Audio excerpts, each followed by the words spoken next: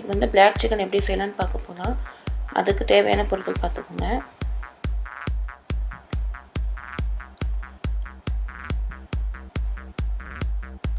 Chicken 1 kilo, பச்சை மிளகாய் 10,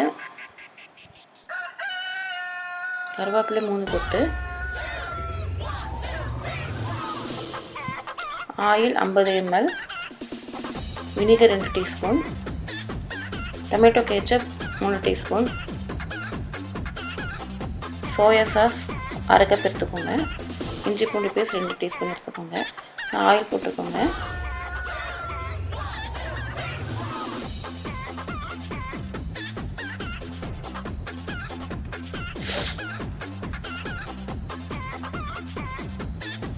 oil heat ஆகிடுச்சு.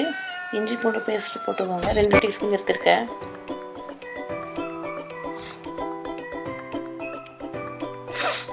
ரெண்டு நிமிஷம் நல்லா வணக்குங்க, அந்த பச்சை வாசனை போயிடணும்.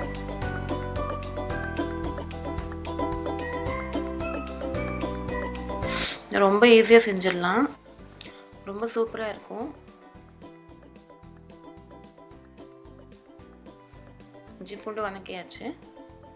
சிம் பண்ணிடுங்க, இல்லைன்னா தெரிக்கும். பச்சை மிளகாய் போட்டுக்கோங்க, கருவேப்பிலையும் போட்டுக்கோங்க. இந்த 2 நிமிஷம் நல்லா வணக்குங்க.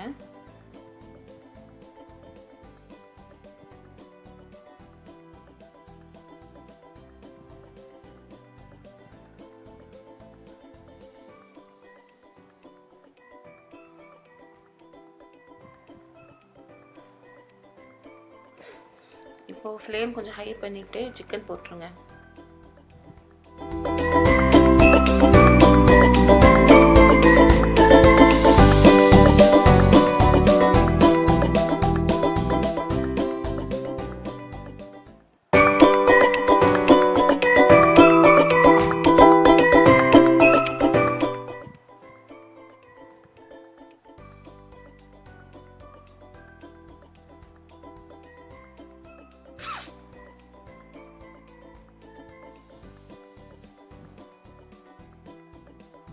ஒரு 5 நிமிஷம் நல்லா வணக்குங்க.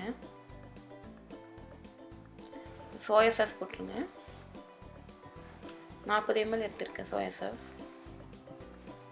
40 இல்லைன்னா 30 ml எடுத்துக்கோங்க, உங்களுக்கு எப்படி டேஸ்ட்டு அந்த மாதிரி எடுத்துக்கோங்க. வினிகர் 2 டீஸ்பூன் போட்டுக்கோங்க. மெயினாக வந்து இதில் உப்பு போடாதீங்க, ஏன்னா சோயா சாஸ்லேயும் உப்பு இருக்குது, வினிகர்லேயும் உப்பு இருக்குது. அந்த உப்பே போதும். நீங்கள் உப்பு போட்டால் உப்பு ஜாஸ்தி ஆயிரும்.